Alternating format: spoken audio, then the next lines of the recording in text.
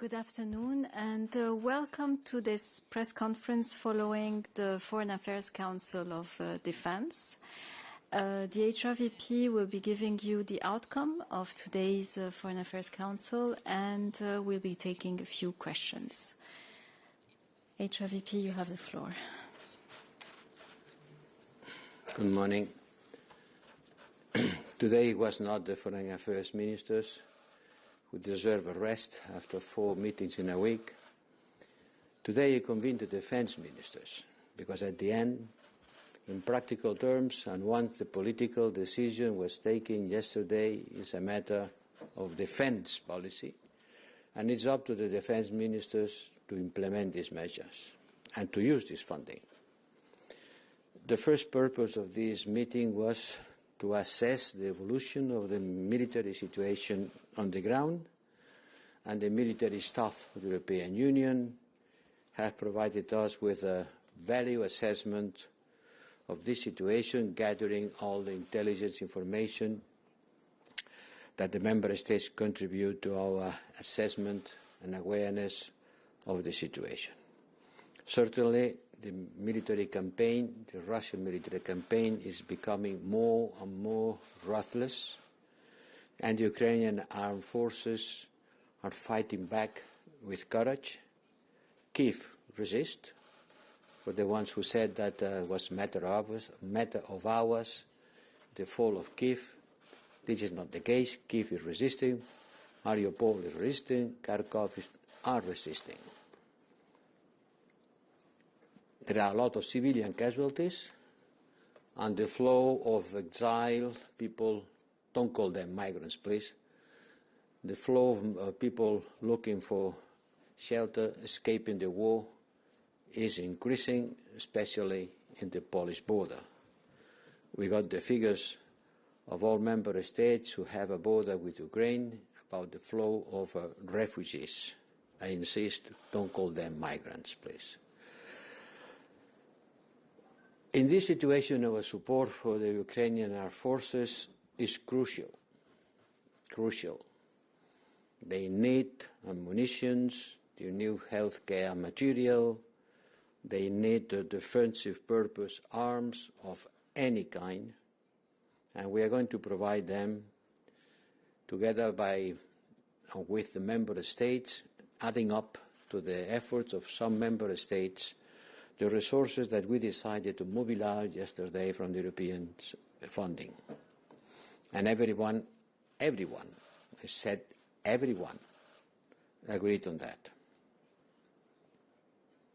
So member states are determined to increase their military support on a bilateral basis to Ukraine and to top up this effort with the funding of the European Union, in order to repel the unacceptable action by Putin, who is implementing this aggression to Ukraine with the support of Lukashenko, who, by the way, is organizing today a constitutional referendum in a context of oppression and widespread human rights violations. He is organizing a referendum to delete the Belarus non-nuclear status from the Constitution and to make Belarus a basis for the nuclear weapons of Russia.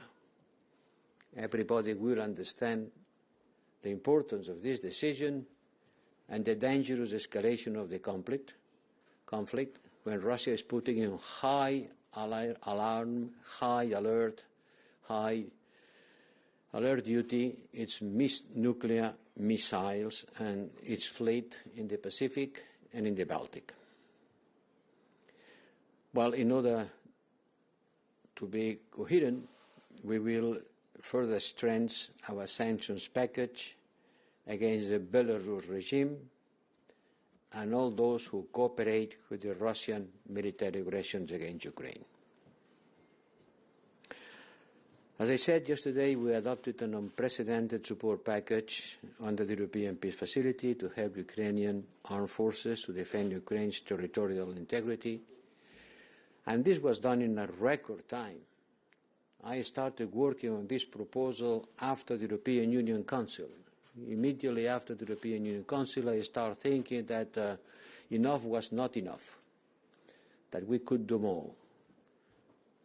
And after the Foreign Affairs Ministers, when we decided finally to put Putin on the list and Lavrov on the list of sanctioned people, but we were not able to decide on the financial measures related to take Russia out of SWIFT, we start thinking that we should be doing more. And immediately we start preparing this decision, which in one hand mobilize resources to help military to Ukraine, which is, as I said yesterday, a turning point on the history of European integration.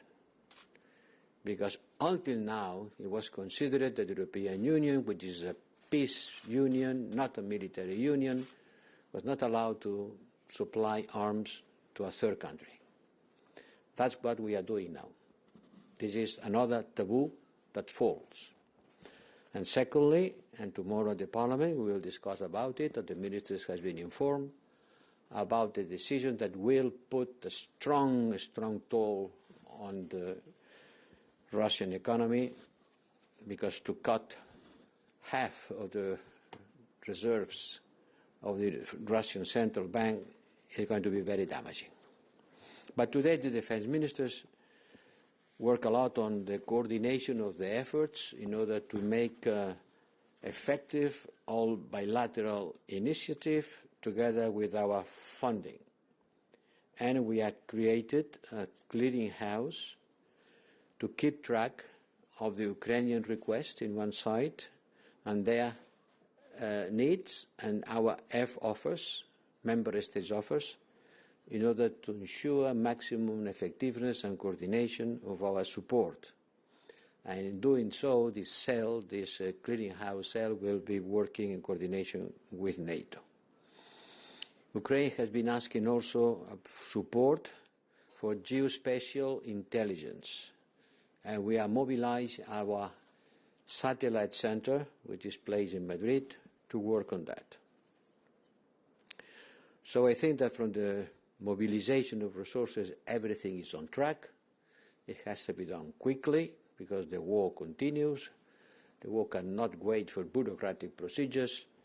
And I think that our answer and our overcoming of the institutional difficulties has been quick and showing a new era in our relations with Russia. And one of the things that the European Union has to do is to decrease as quick as possible its dependency on oil and Russian oil and gas. We pay a very high bill to Putin, and this money is being used to finance its military aggression. I want also to differentiate between Putin and Putin regime and the Russian people. We are sure that the Russian people don't want this war.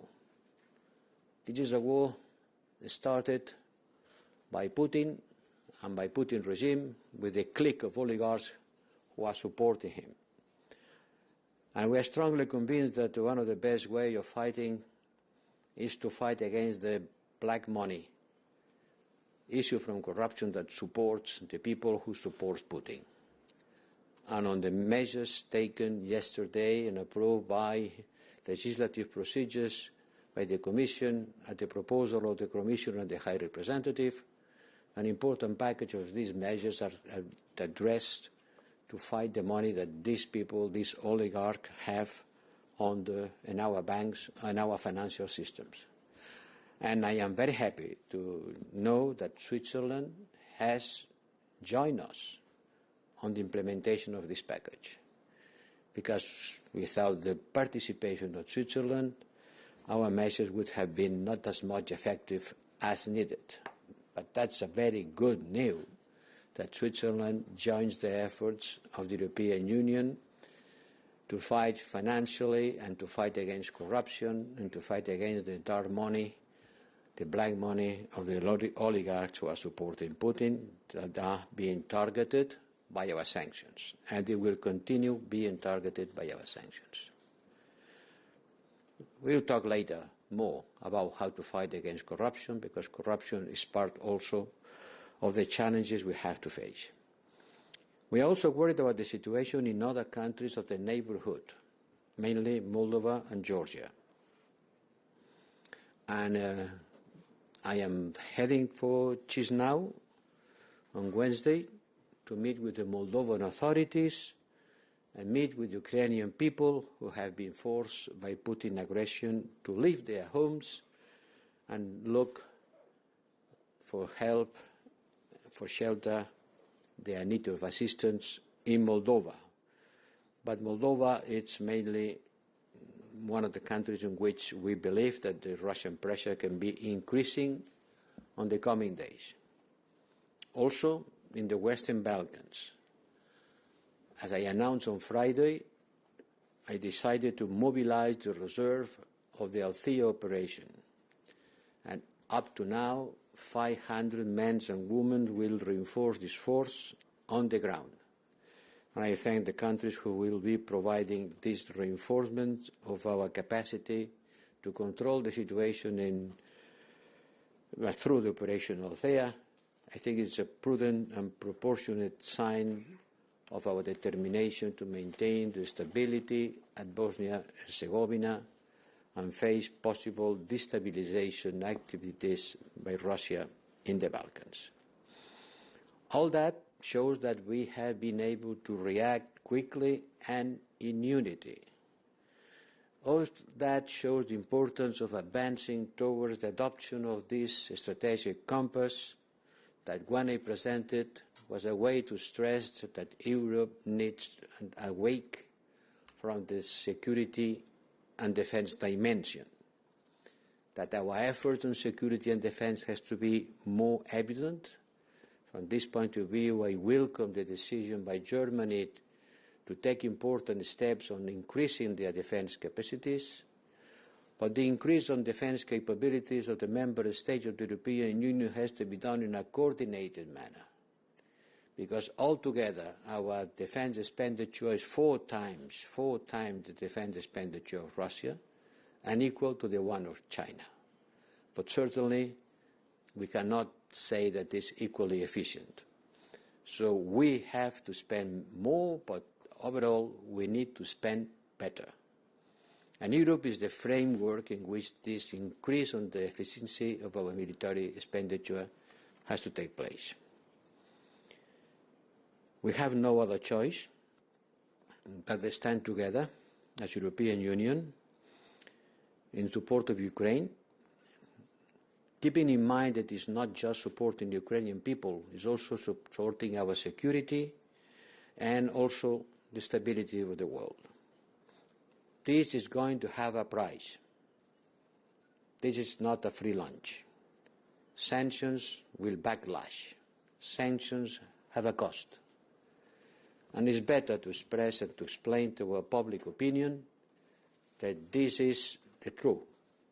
But we have to be ready to pay this price now, because if not, we will have to pay a much bigger price in the future. I think it's important to face that with determination and realism. We are turning a page on the history of the European integration and also on the history of Europe in the post-World War and in the post-Cold War. The relations with Russia will no more be determined by trade, believing that trade will make a political transformation of the regime. We want to support the Russian people. I am just recording a message, another message to the Russian people. We don't want to fight with them. We want just to defend Ukraine first and a way of living after in front of the Russian aggression. Well, I am wrong saying the Russian aggression. It's better to say from the Putin aggression and the Putin regime aggression, which is antithetic with ours. Values, and that's why we are standing behind the people of Ukraine. Thank you, High Representative. And now I will take questions, and I have quite a lot in the room and remotely. I will start by Yuri. not many questions because it's 4 o'clock. Thank you very much, Nabila. High Representative, I have questions, of course, on the support to armed forces of Ukraine. Can you tell us a little bit more what was discussed today of what will be delivered to Ukraine? And, for example, will there be missile defenses? Because we see that Russia is using missiles to attack also Ukrainian cities and civilians. And the second question, can you tell us also, was it discussed how to deliver this aid to Ukraine? We know that there is a land border, of course, with EU member states, but as Russia has these missiles, like Iskander missiles in Belarus and is using it, so how to protect this delivery of this little aid to Ukraine so that Ukraine can use it? Thank you very much. Mire, I'm going to speak Spanish because it's more natural for me to answer this question in our Spanish. Interpreters You know? here. I wouldn't understand it. You need to... You know what does it mean?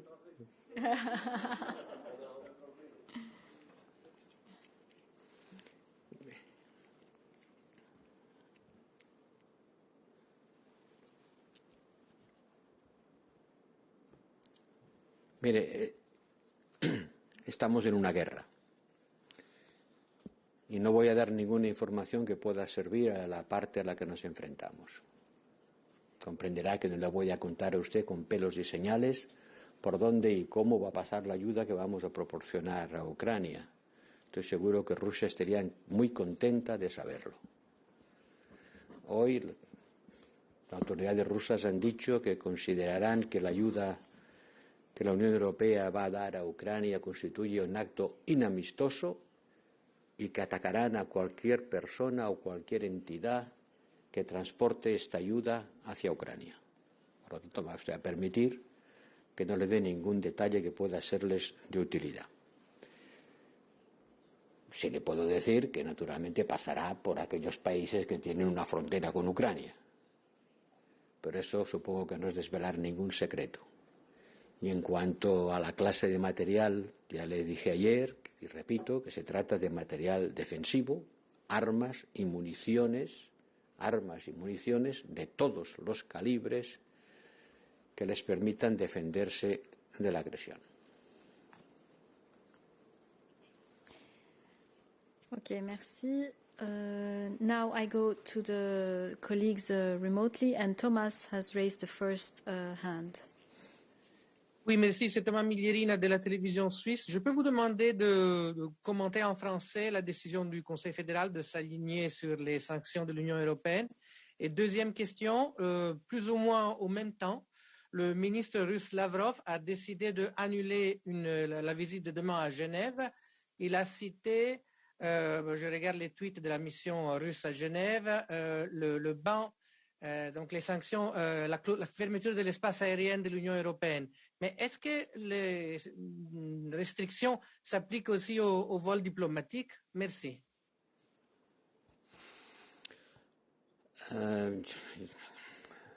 My French is not excellent, but I will try to say in French. Vous avez un français impeccable, monsieur le représentant. Non, écoutez, d'après ce que je sais, le gouvernement suisse a décidé de s'aligner complètement avec les sanctions européennes. Il va faire exactement la même chose que nous. C'est très bien. C'est parfait. C'est une mauvaise nouvelle pour la Russie. Mais du point de vue de l'unité du monde, disons, occidental et du point de vue de l'applicabilité, de l'efficacité de ces sanctions financières,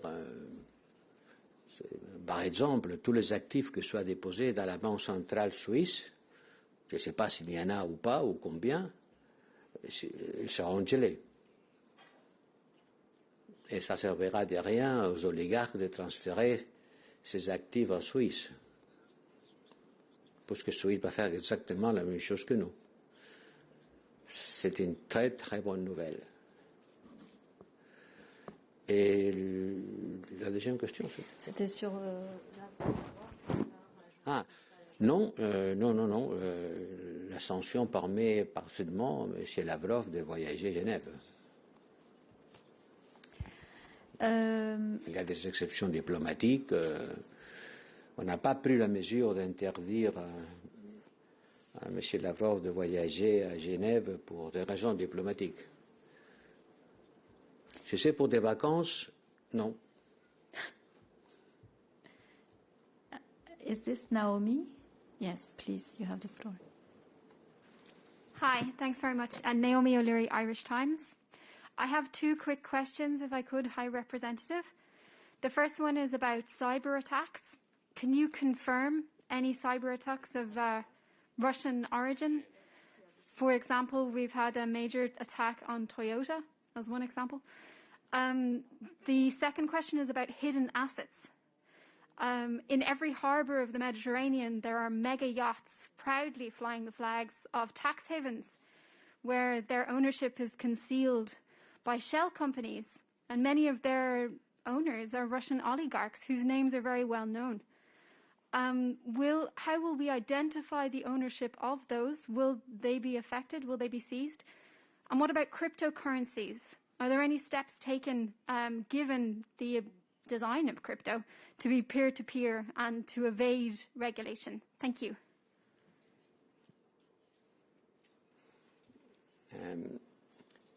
No tengo conciencia o información de ese ataque concreto al que usted se refiere contra una empresa en particular, pero ha habido ataques cibernéticos contra varios ministerios en Ucrania, contra varios medios de comunicación en Ucrania. Naturalmente que Rusia lanza ataques cibernéticos, no tengo constancia de esta última, pero Ucrania nos ha pedido ayuda para defenderse de los ataques cibernéticos, que sufre y sufrirá, me temo, y naturalmente eso formará parte de nuestra ayuda. Los activos ocultos de las personas que son objetos de las sanciones que hemos aprobado estos días tendrán que ser localizados, y una vez localizados tendrá que actuarse contra ellos. Yo no me voy a pasear por todos los puertos de Europa buscando los yates de los oligarcas, pero tenemos células que lo van a hacer.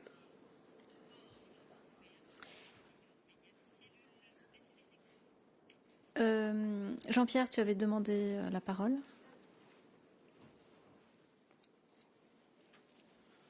Bonjour, Monsieur le représentant. Une précision par rapport à des propos que vous avez tenus hier sur le fait qu'on allait octroyer à l'Ukraine des avions ou des avions de chasse.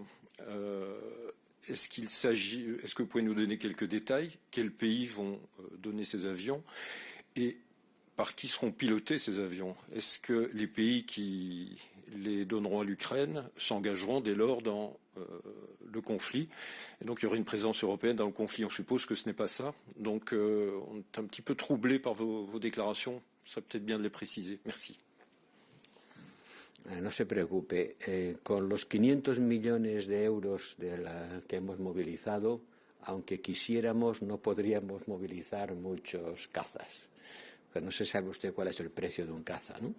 De manera que no estamos hablando de lo que decidimos con nuestros fondos, pero que ciertamente pueden, algunos países europeos, pueden, si quieren, bilateralmente movilizar toda clase de ayuda, porque ciertamente Ucrania para defenderse necesita también medios aéreos y eso forma parte de las peticiones de ayuda que nos ha dirigido, pero tendrán que ser aquellos países europeos que dispongan, si disponen, de cazas que puedan ser pilotados por los pilotos de la Fuerza Aérea Ucraniana, los que tengan que instrumentar esa ayuda.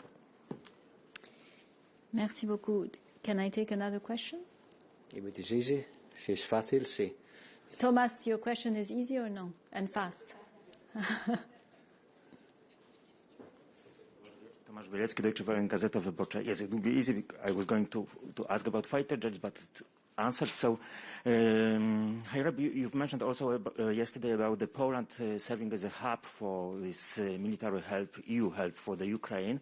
And today ministers decided, as you said, on creating the clearing house. Is it the same? how would it work, how many people, and where geographically it would work? Yeah, thank you. Thank you. No, una cámara de compensación es un instrumento financiero. No hace falta moverse de Bruselas para instrumentarla. Una clearing house es hacer un matching entre ofertas y demandas. Eso se puede hacer perfectamente con un teléfono y una hoja de papel, es decir, quién pide y quién da. Y no dar dos veces lo mismo, no dar cosas que no se necesitan y dejar peticiones sin atender. ¿Entiende? O sea, Ucrania está planteando peticiones, hay 27 países que las están atendiendo, se trata de hacer de manera que nos coordinemos a la hora de atender las peticiones de Ucrania y no dejar ninguna sin satisfacer, evitar duplicaciones y carencias. Pero eso se hace aquí, con un ordenador desde Bruselas. Otra cosa, naturalmente, es transportar todo el material, porque claro, está muy bien decir, aquí hay dinero, sí, pero con dinero no se combate con armas, y las armas tienen que estar allí donde se combate, y por lo tanto hay que transportarlas. Y eso requiere una logística física, no de paper, una logística física muy poderosa y muy importante que tendrán que organizar los Estados miembros a través, ciertamente, de aquellos estados que son fronterizos con Ucrania. Pero permítame que después de lo que he oído que decían algunos responsables militares rusos, no les dé más detalles. Y ahora sí que... Okay, so... A ver, la última pregunta. Seamos amables con la prensa que hace su trabajo. Muchas gracias. Lorenzo González, News.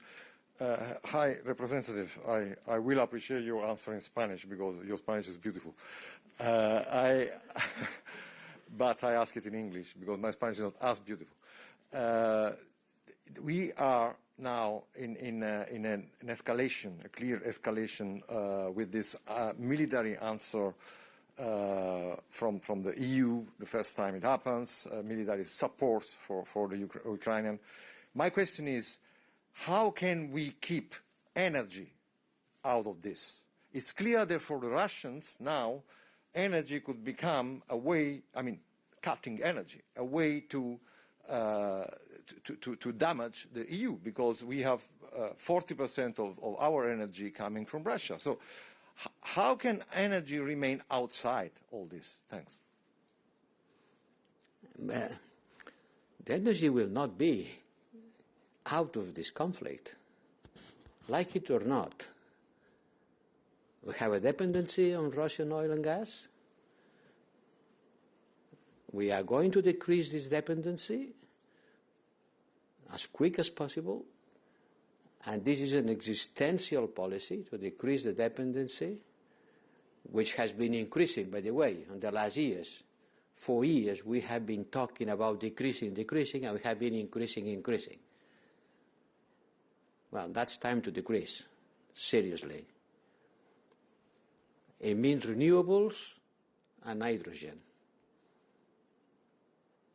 Very much. But there's going to be turbulences on the markets of energy. It's easy to understand. It will happen. It's happening. And it will increase prices.